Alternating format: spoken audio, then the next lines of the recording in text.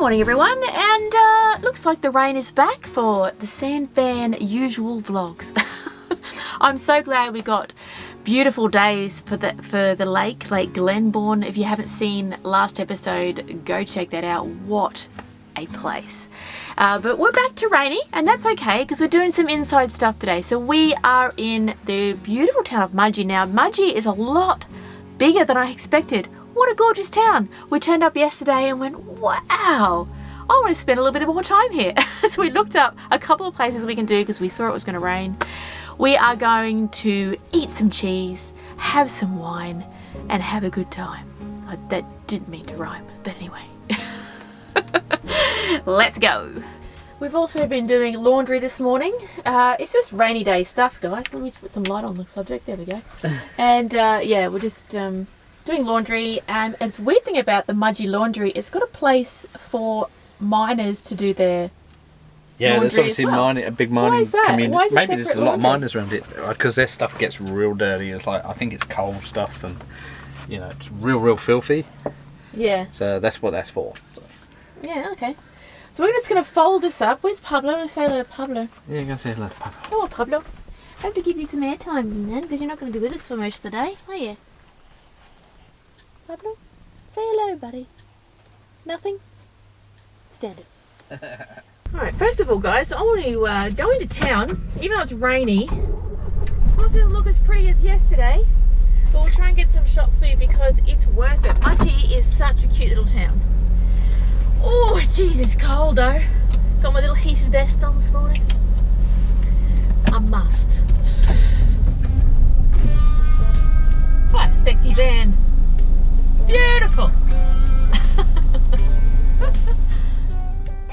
I'll say one thing about Mudgee, and it was the same yesterday. It is extremely busy. Where'd you come, buddy? Yesterday was the same sunny day, and it was packed full of people. And it's rainy today, and it's still the same traffic. Lots of traffic, people everywhere. But it's definitely a bit of a hub here. It's quite cool. Just trying to find a park. And I've lost sight of Tim. I don't know where he's going. Oh, he's turning. First up, we are taking some stickers to the post office. A great opportunity for me to say, if you haven't become a member already, if you do so, you will be receiving a sticker from us in the mail. That one went to Tasmania. Now, who did I send it to, members? I bet you can guess. So please join us below, become a member. You will get a sticker and advanced videos. I think there are 3 videos ahead at the moment, so it's an entire week. So come and join this little community, guys. Get yourself a sticker. Mudgee was definitely a bit busier than we expected, but it had such a great vibe. We spent some time wandering around town and straight away noticed how many boutique shops there are. Beautiful homewares, quirky little gift stores, loads of places to explore. But it was absolutely freezing when we were there, only 8 degrees. Well, it's cold for me. So I have to admit, if it wasn't so cold, I probably would have spent way more time wandering around. Still, it's the kind of town you could easily lose a whole afternoon in, just strolling, browsing, and soaking up the atmosphere. A little touristy, but in the best kind of way. Oh my gosh, guys, it's freezing. It's like 8 degrees. I have a heated vest on just to get through this. It's a nice town, but my days, I hope you appreciate it. We saw a sushi shop. It's behind me. And we're thinking, before we go to the cheese and wine, perhaps our stomachs need a bit of, you know... Bit of lining. Bit of lining. Plus, it looks really cool. It's a really reckon? cool looking shop, eh? Yeah, let's just... It's not your normal sushi looking Look at it. I think we should. I think we should. We should partake. Just a little. This place was completely different to any other sushi train we've been to. It was actually set up inside what looked like an old bar, which gave it such a quirky feel. Not only did they have the classic sushi train rolling around, there was also this huge selection of fresh sushi for takeaway. Honestly, it was amazing. Way more variety than we expected, and such a little fun surprise on our trip. We're going to have to stop for sushi more often, I think. That place was amazing. What a great vibe. We'll try not to eat too much because we've got cheese and wine coming, so the plates seem a little sparse. We still managed Limited. to go. We managed to go through 6 plates. I love sushi, guys. Okay, next stop, the cheese. I'm just waiting for this cheese place not to be open on Tuesdays. It's a standard thing when you're traveling. Forgot to check actually for when we're looking at it. Let's see. Oh, says it's open. It says it's open. Cheese, here we come.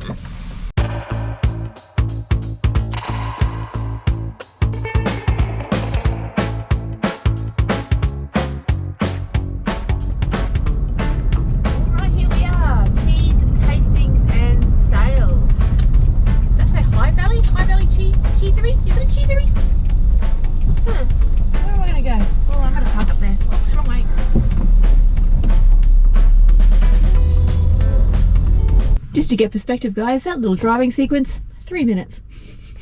Sometimes they're not long. Now, on a nicer day, that would be the place to have wine and cheese. Look, looks like they have a cellar door here as well. But we're going to go down to the cheese section. There's wine, not yet. We'll need some cheese, or maybe both. We were hoping for a nice warm afternoon with some cheese and maybe a glass of wine. But unfortunately, even though the place was beautiful, they weren't serving cheese platters. So, a bit of a letdown. After a quick look around, it was time to move on and keep exploring. Okay, it looks a little busy in there and they don't have a seating area. It's just sort of like it's like a takeaway joint. You can taste it sort of at the counter, but there's no like platters or anything like that. Didn't you say there was a... I think there's a cafe up the road that does cheese tasting. You think so? Okay. Give it a go. We'll try that, guys. But it was nice to see that anyway.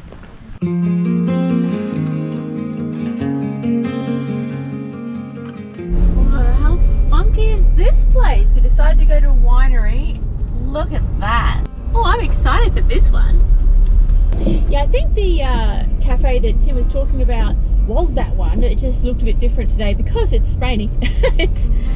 We decided to go to a winery that has a cheese board and stuff, and this one came up, and this one also has, it says it has a motorbike museum as well attached to it, so that should be interesting. I haven't had that combo before.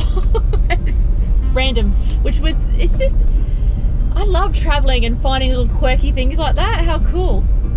This is just beautiful. Looks like it is the place to be. These cars. Gotta find a park for both of us, I think. I'll just try around here. How cool was that place on the way in? I just remembered though, guys, I can't have a couple of drinks because I'm driving.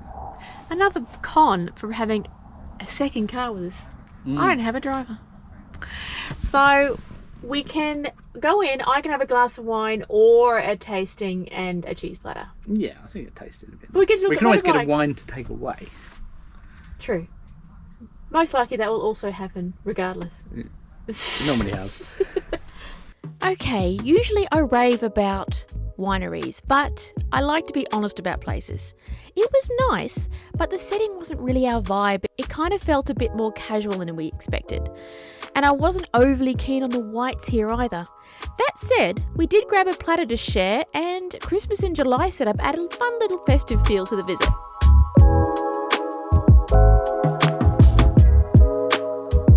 One thing we did like though was the vineyard itself. It was a bit of a moody, overcast day, which actually made the vines look really cool. Plus, they had these quirky little art pieces scattered around the property, which added a nice touch as we wandered through. Definitely some unique details that made it worth stopping in. Well, that was very nice. Surprisingly, my favourite wine was this sparkling red. It's very unlike me to like a sparkling red, but I thought it was a Shiraz, was it? It was a Shiraz, yeah, really nice here. The only thing that I found interesting was 2 dogs running around the restaurant. They got free roam in the restaurant. Now, I like dogs. I like dogs, but I don't like dogs eating off the floor they're next trying, to me, yeah, bumping into my leg, they're trying to get to crumbs. Scavenge like Pablo does next to your feet, and it's kind of a bit strange. But apart from that, really nice. How'd you like the food board? The food board was okay. Never enough crackers. No, what is it with the crackers, guys? What's with the crackers? People with cheeseries and wineries, give more crackers. Cracker up. Cheap ones, just the water ones. Anything. You just give us too much cheese. Alright, so behind you actually, there is a vintage motorbike museum. So it's very unusual to have these two paired together. So I'm very interested to see what's going on in there. I wonder if there's a wine pairing for each motorcycle. Wouldn't that be cool? Maybe a whiskey. This has the, you know, the undernotes Notes of oil and and breakfast.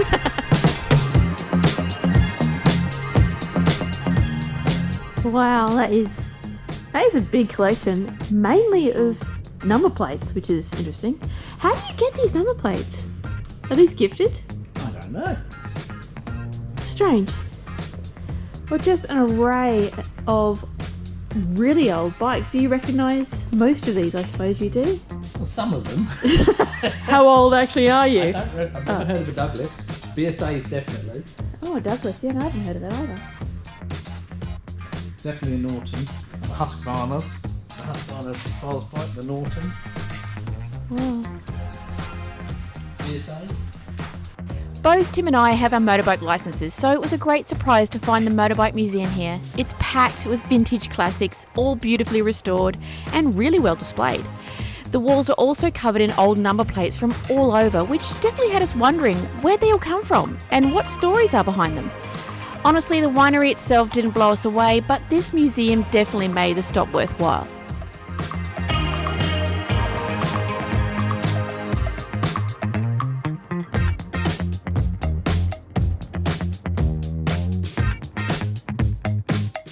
There's also heaps of American number plates as well, and yeah, well, I was wondering where they're getting them from.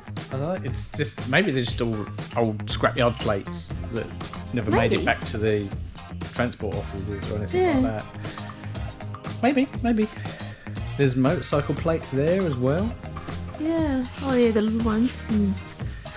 And if you, the smell of this place, if you know, you know. Yeah, It's just I'd say. old oil. You can see all the bikes are leaking oil. They've all got their own little drip pans.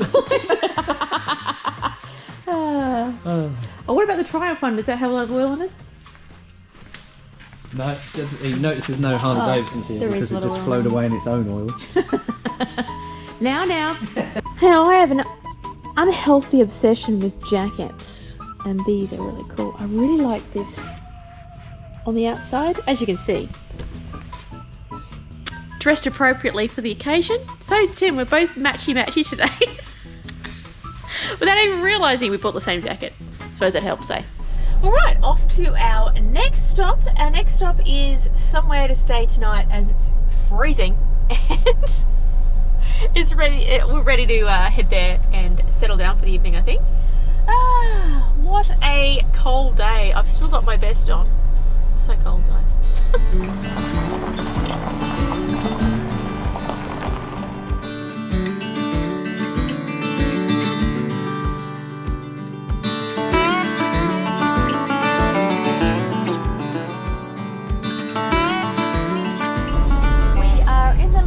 Of Goolma, and apparently there's parking near a church or next to the church, like on a gravel sort of car park, so we'll just see if that is true.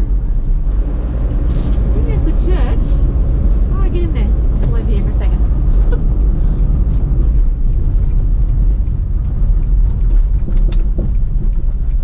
Where's the church? How do I get in? Okay. Confused. Okay, that's the church. I think that I see a gravel road just there. I think it's there. So we'll just do a U-turn. Have a look. Alright. Oh dear. I don't know if I should go in there. Is he?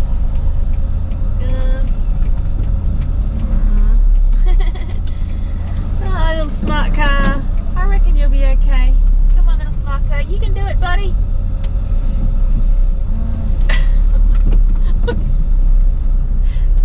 This little car makes me nervous in little places like that, hey? Especially with it been raining. Looks like it's a gravel pit in the middle of the trees. I'll see what Tim says. What do you think? That's what I thought. Oh, if it wasn't so windy and rainy and cold and make it look so murdery. It feels murdery, but Right next to a church as well. where else? It's getting dark. We've got nowhere else to go. I think we should just Stay here. stay here. I think it'll be fine. It's got good reviews, but yeah, it's a gravel pit.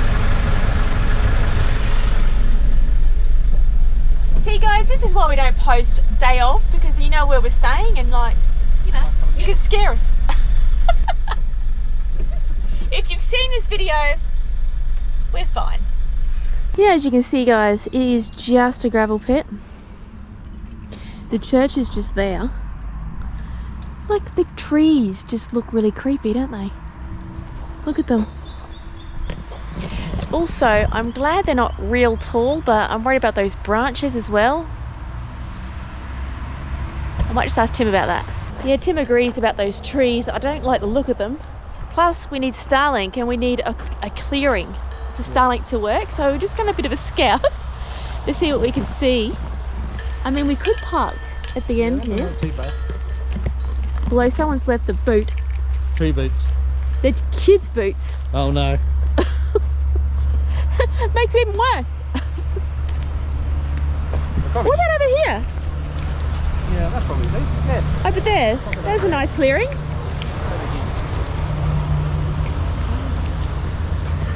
Rubbish the people are leaving. Look, rubbish. Guys, leave the campsite better than when you turned up. Please. Well, I think that will do us. We're just in the clearing on the gravel pit. Those trees just make me a little nervous, but you know, there's not much in between Mudgee and Orange, which is our final destination. We are heading there tomorrow. We are going to bring you to Orange with us, but that's next episode. It's our next destination, not our final destination. Oh, not our final destination, our next destination. Our final destination for this little section. Anyway, thank you so much for watching. If you've made it this far, please subscribe if you haven't already, and a big thank you to all our members. As per usual, we appreciate every single one of you, and we will see you next time in the very lovely little town of Orange. See you then.